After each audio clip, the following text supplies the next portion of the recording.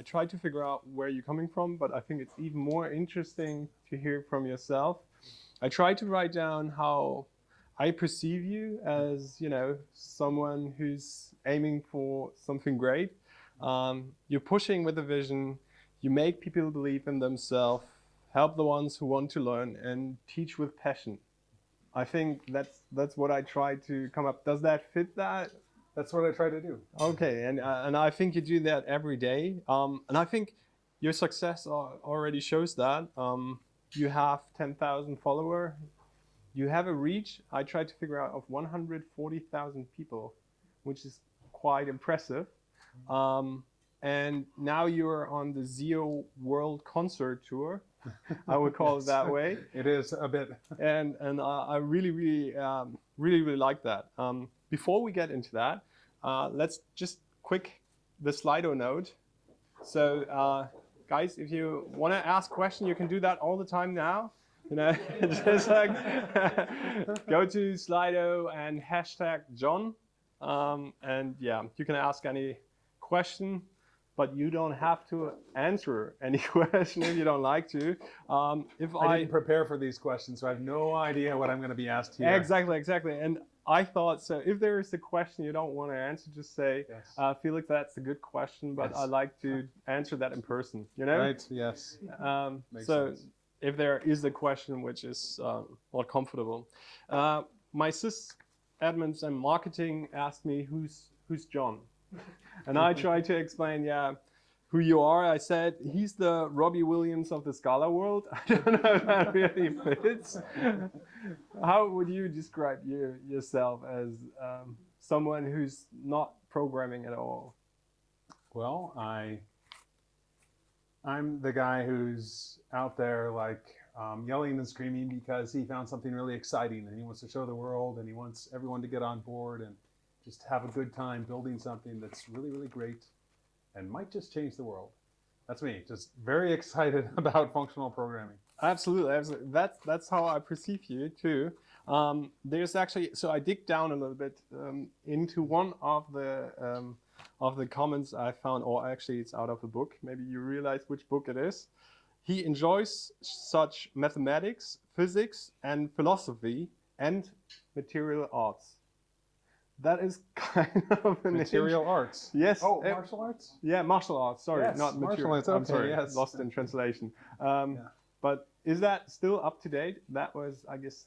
I haven't done martial arts in a while, but I was a big fan. I studied Taekwondo and Hapkido and Kung Fu and Jiu-Jitsu, Brazilian Jiu-Jitsu. Nice. I just had a lot of fun.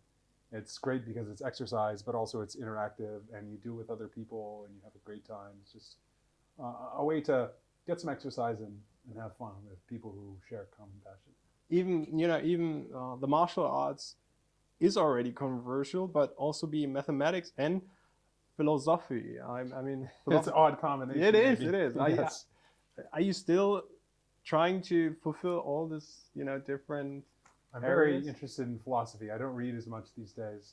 Now my reading has more shifted to reading about mindset, for example, and social change, as well as some amount of mathematics, and of course functional programming.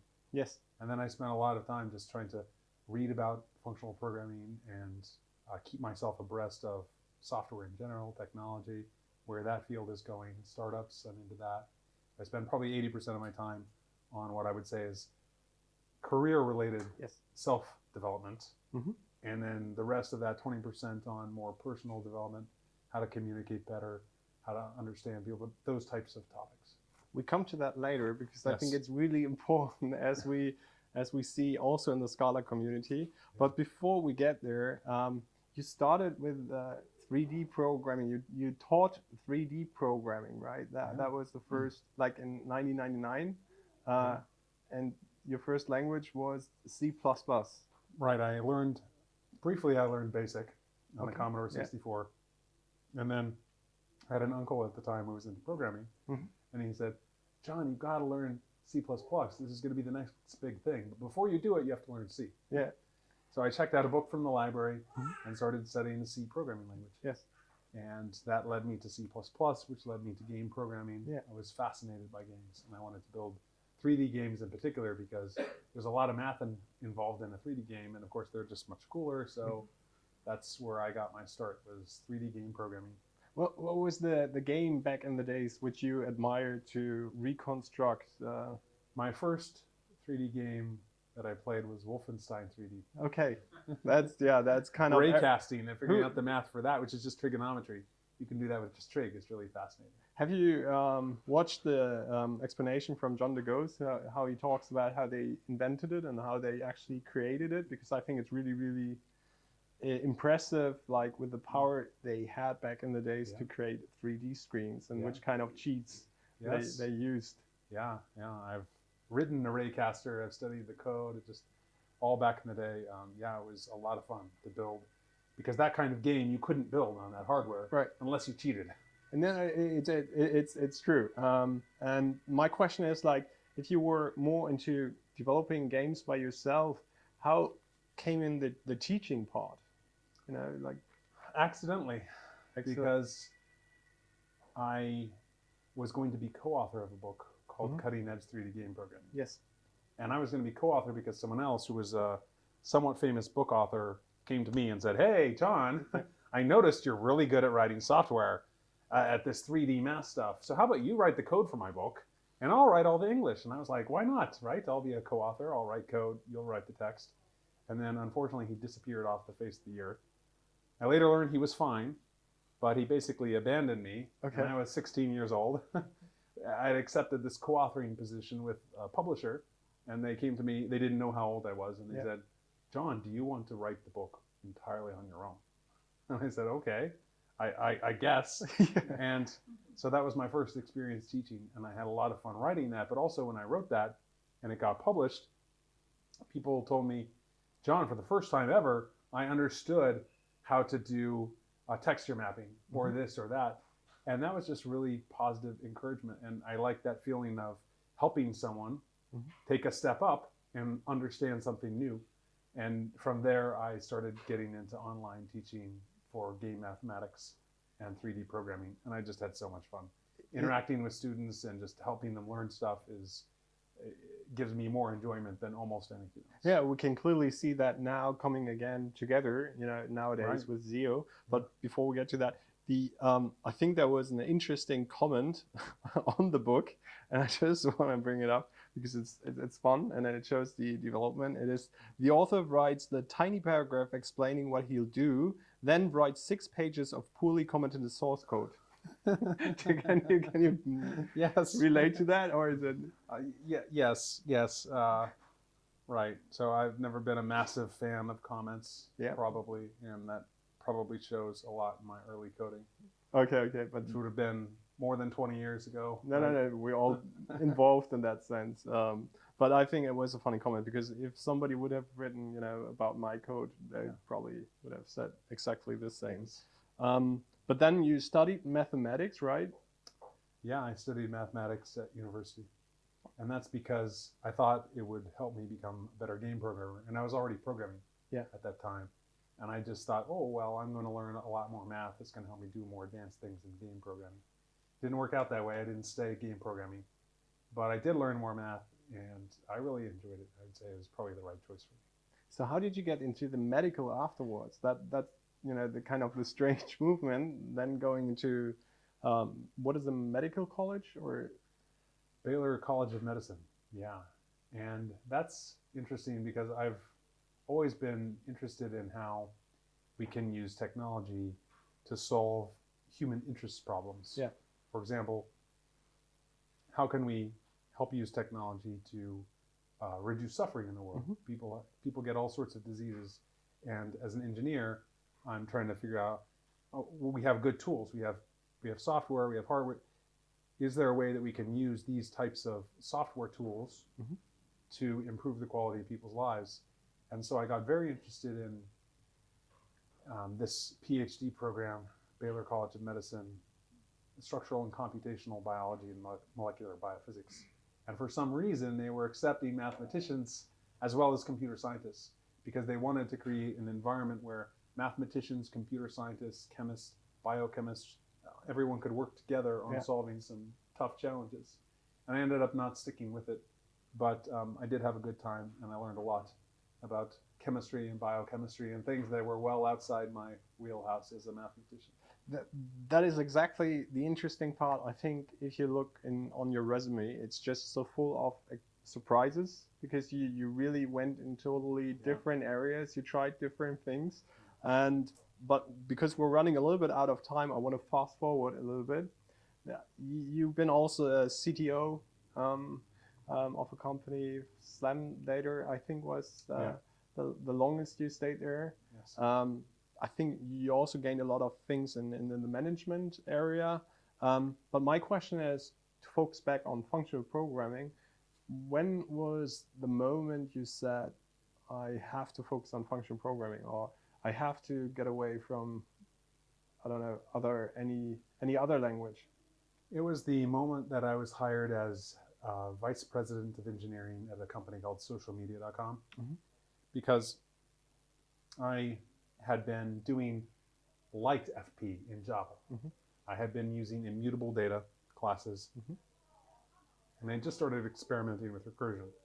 And I was amazed at how profound a difference using immutable data classes had on our code base. Yeah. It just eliminated many classes of bugs. It cleared up the logic. It made testing easier. It was so profoundly the right thing to do in that code base. And I thought, well, the next thing I do, I want to go all in on FP.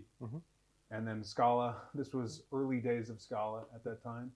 And I thought, oh, well, Scala, it's statically typed. It runs on the JVM. I know the JVM inside and out. I know all the libraries there. I can use it. And we needed to do a greenfield project when I came on board. So I said, let's go with Scala. And that's when I bought Odersky's book. And I read it back and forth on plane trips between Colorado and Silicon Valley.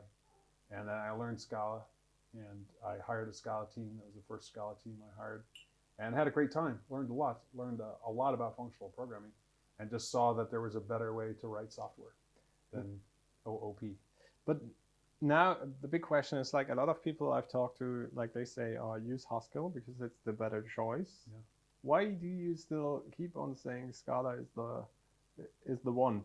Like, you in one of your talks you said, like, people are leaving the Scala community because of different reasons. Why are you holding on to Scala? So I think that Haskell is a really fantastic functional programming language, and it's the language that makes functional programming very, very easy, because it's got a lot of features in there that are designed to play well with FP. And Scala, on the other hand, is multi-paradigm language. So some things don't fit as well, and some things are harder to do in Scala. Some things require more discipline. However, Scala truly is, when you look at all the features it provides, it is a very, very competent language for doing functional programming. And it's true that the language doesn't require that you do FP. But as a result of that decision, one of the good things to come out of that is that many more companies all over the world use Scala. And that provides the ability for people to start incorporating bits of FP into a code base which is not doing very much FP without changing their job. And you can't do that with Haskell. If you want Haskell, you will change your job. You will probably change your location. You will probably change your domain. You will change everything. And Scala, it's not like that. In any major city, you're going to have your choice of dozens, maybe hundreds of different Scala positions. And in each one, you may not be able to do pure FP, but you'll be able to do some FP. And then if your teammates like that, you can do a little bit more and a little bit more. So the Scala market is much, much, much bigger. You have this many more choices. Soft migration, as you would call it. You can start as a Java developer, and then slowly become a Scala. And there's some bad things that come with that, for sure. But also some good things. Bad. Yes. It's a trade-off. There's a curse in the win, and that, I think, is also my next question. Some people say Scala is more religious than other languages. Would you agree on that? I would absolutely agree with that. Yes. Like, where do you think is this religion coming from? This religion fight. Let's say that there's actually also quotes which I read more and more often is, people have the position to be arrogant and say this is the right way to do it. Right. Like, you know, I think that happens in Scala precisely because it's a multi-paradigm language. Because there are 100 different ways to do something in Scala. And as a result, you have different subsets of folks who converge on their own specific way of doing things. And then they want everyone else to be doing it their way. So sometimes they get a bit maybe too dogmatic about their particular preferences. And I think that results in a lot of the holy wars in the Scala programming language, where you've got different camps who have their own philosophies and in some cases won't accept that there's another way to do Scala. I know. And I think that's, you know, we even encountered it here at RISK IDENT. It's the same thing, like even in a smaller scale, it can happen really easily. And then, you know, if the Scala doesn't bound you to do it in one way, in just one way, then you have to deal with people, and people have to agree on something. And that is, I think, programmers are not really good at. Yes. I mean, they're not it's good just at like, agreeing. you know, we're educated to be the best programmers, but on the other side, to be, you know, the best social players is another game. And I have a feeling sometimes we really fail, and I don't want to say suck, but we really not doing a good job in that. I agree. Back in the days, and that's kind of because it happened again, like when Tony Morris was actually, you know, shut out from the Scala world, or at least back then he decided to leave it anyway. Like, what do you think was, what was the reason back then, or just on a high level? Like, was it the religion war, or was it?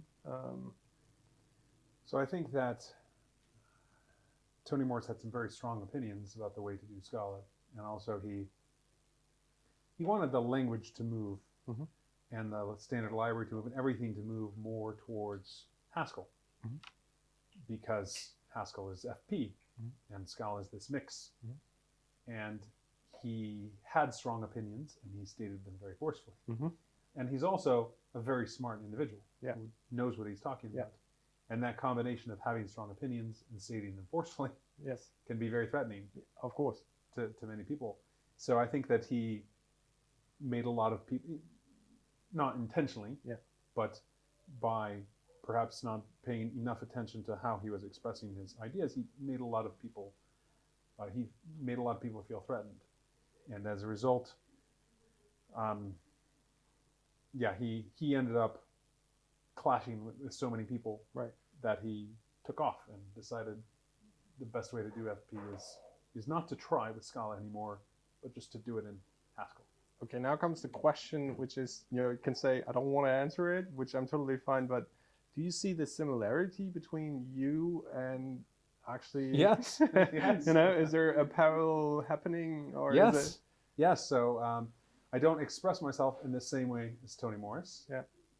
For example, one of my beliefs is that I should never insult anyone or judge their particular choice of technologies or their way of building things.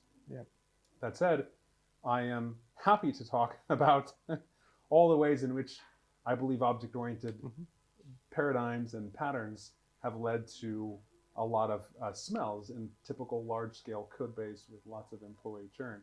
And I'm not shy about talking about that. I'm happy to talk about it. I think that should be safe. I ideally think that technical conversation should be safe. We should be able to talk about technology. And as long as we don't force it on others and don't insult others for making different choices, and as long as we recognize that many of the choices in technology are very subjective, like I like functional programming. That doesn't mean functional programming is superior in any objective sense. It means I like it and I want to use it and I want to talk about the benefits and I want people to understand the benefits. But ultimately, if people want to do OOP or whatever it is, then fine. I think they should do what they're comfortable with and what their team buys into. And if I can't persuade them that there's a better way of writing software, then that's on me. That's not on them. So I think that there are some differences between Tony and Morris, but nonetheless, there are also some similarities in the sense that both of us have opinions and both of us talk about them. And sometimes these opinions rub people the wrong way. Exactly. And that comes back to, how do you communicate? How do you solve problems? How do you, you know, how do you have a fair conversation that? And I think that is one of the problems I at least see for the Scala community, Right. to have a fair discussion. Yeah. And I think some of you might still have questions to that, but that's why I'm taking out. And I think, you know, that is sometimes occurs. I mean, I would classify you as an entrepreneur in some way, you know, Right. which has a strong opinion that comes with the entrepreneur, but That's also right. he is important to push forward and to develop new things, I think, like Zio, and to come up with new standards. And sometimes it's really hard because, you know, if you discuss too much, Yes. you destroy the moment. And I totally see there. So I just want to close down because time, Yes. I could talk forever on this topic because I think everyone else too, but let's keep that to the question. Is there a person you admire or you look up to where you say, you know, in the programming or outside of the programming, like, would you say, like, he's doing it exactly perfectly good? Let's see, inside programming. So I admire different people for different things. I admire Ed Kmet in the Haskell community for really showing that sort of deep FP can have practical, tangible benefits, and you can build really practical software using techniques in deep FP. And also going beyond that and showing that these problems that people once thought were too complex for FP to solve in a performant fashion. They thought, no, you need to be writing C or something to solve. He went out there and he solved those problems. And he showed that you can be as fast or faster using FP techniques than you could using C. And I really admire that because it's a lot of that is necessary to take stuff back to make a business case for why we should do FP. I also really admire in the Haskell community Michael Snoyman. Michael Snoyman sort of sits on the opposite edge of the universe than Ed Kmet, but he's very practical and applied, and he has a lot of the sort of experience. First off, detangling other people's Haskell messes, and figuring out where they went wrong and why they went wrong. But also, how do you make Haskell, or more generally, how do you make pure FP more accessible to programmers who have this other type of background? And when you do that, when you go down that path, you make certain trade-offs and certain choices that a very dogmatic part of the FP community is like, no, you shouldn't go there. But actually, if we want to be mainstream, we have to go there. We have to do that. We have to be a little contrarian in that way. And I admire him doing that and scaling FP as he does. And so I admire both of those individuals for totally different reasons. I think they have complementary strengths, really. They're different sides of the spectrum, but I admire both of them. And they're just several examples of people that I really admire and look up to in their own way. Okay, but that's cool. And actually, that's what's so valuable, I guess, also about you, because you have this mathematical thinking, but you know how to sell to not mathematic people, and that's so crucial, I think, to build something which has a high adaptation rate and still is mathematically correct in that sense. So I think that's good. So I want to close down with a question. What is your personal vision? So you're going for Zio, you know, in every second sentence there's a Zio hidden, but what is your end game? What is your wish? Let's say 2030 or whatever. What would be the ideal world? I think, wow, 2030, that's a long time Everyone away. uses .3 and I mean, what would be cool to have? I think what would be really cool is if in 2030, functional programming, I don't think it's going to be mainstream. I'm not even going to hope for that, but I would hope for several sectors that are super successful, that they are thriving, that they have solved really hard problems in a principled way, and that basically FP has had enough success that people take it even more seriously. That next generation languages are more FP, more by default, that big companies like Oracle have to steal stuff. They have to steal stuff from stuff being done over in Scala land because it's just too good to ignore. I would hope that our influence is that wide, and that anyone who wants to do functional programming, not the people who don't want to, that's fine, but the people who want to do functional programming, they can find a functional programming job in Scala in the city that they want to live in without any problems. And they can, be paid well and do good work writing Scala in the style that they want to. That would be my 10-year goal, I guess. I think that's a great goal. So first of all, thanks a lot for this open talk. Thank you for having me. Before, a little in-between applause, I guess, before we come. Now we have questions. Let's see. It's not many, but some. I start with the first one. Why do you think Techless Final is dead? Who asked this one? Anonymously. Over there. Right. So obviously tagless final is dead is hyperbole. It's not actually dead, and it's not actually going to die. It's going to be with us forever. But the question is tagless final, is the cost of tagless final, which is real, going to pay for its benefits in the eyes of the average Scala developer? And I think the answer to that is no. I think that the functional programming community has not done a great job at return on investment analysis, at ROI.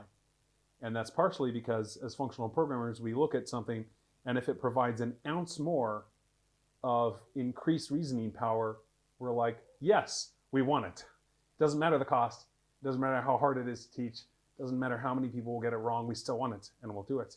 And that works for some of us, but then there's a bigger audience of Scala developers out there, and those Scala developers look at something like that and they're like, well, honestly, I don't value that as much as I value these other things.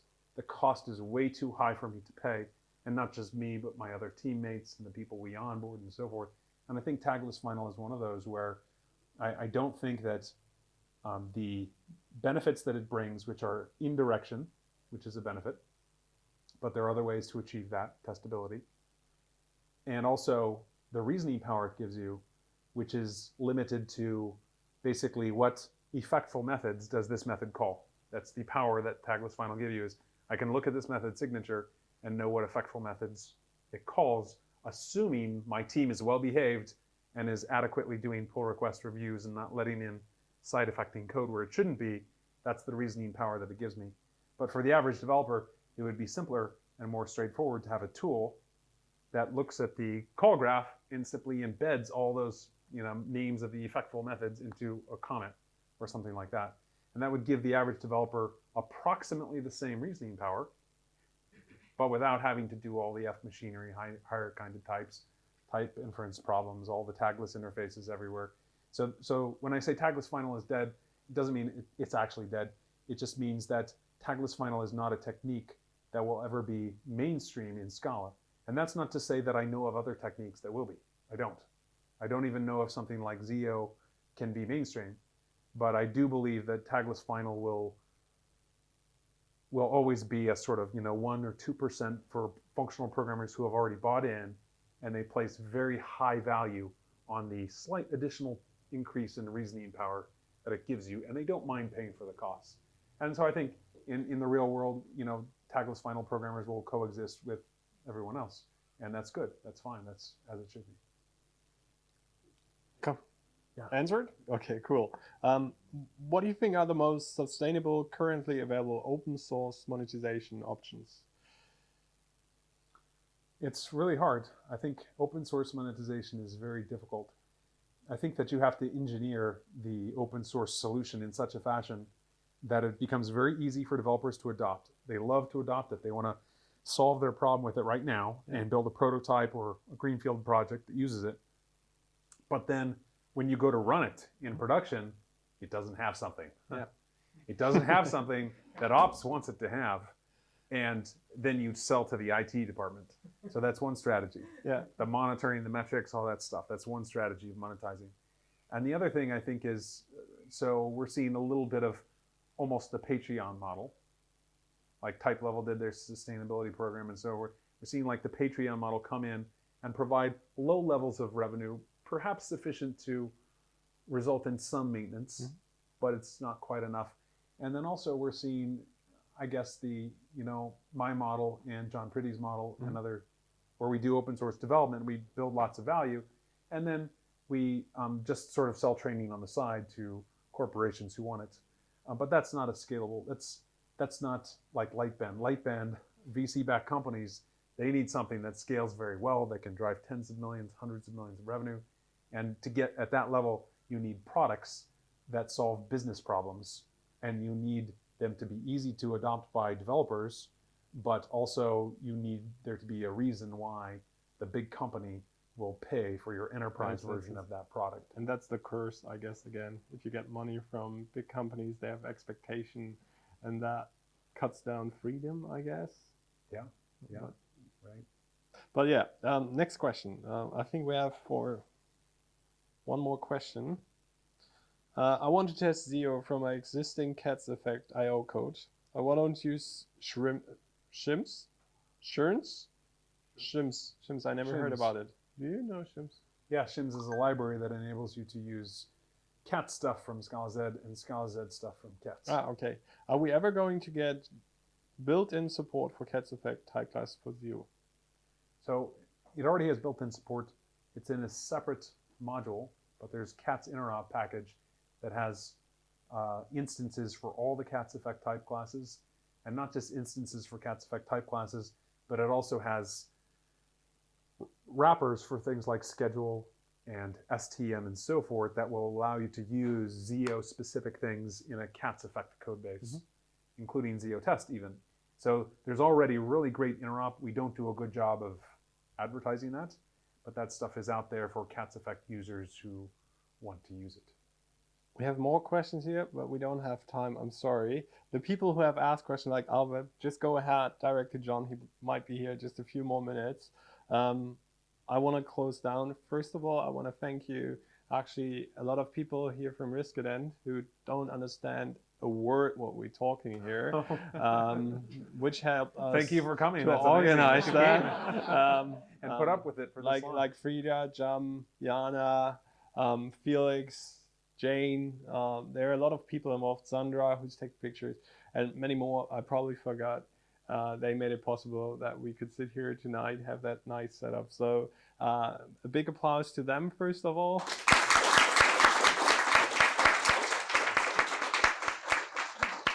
And absolutely for you to make it possible so quickly to sit here to answer these questions, to give a talk. That was really a pleasure.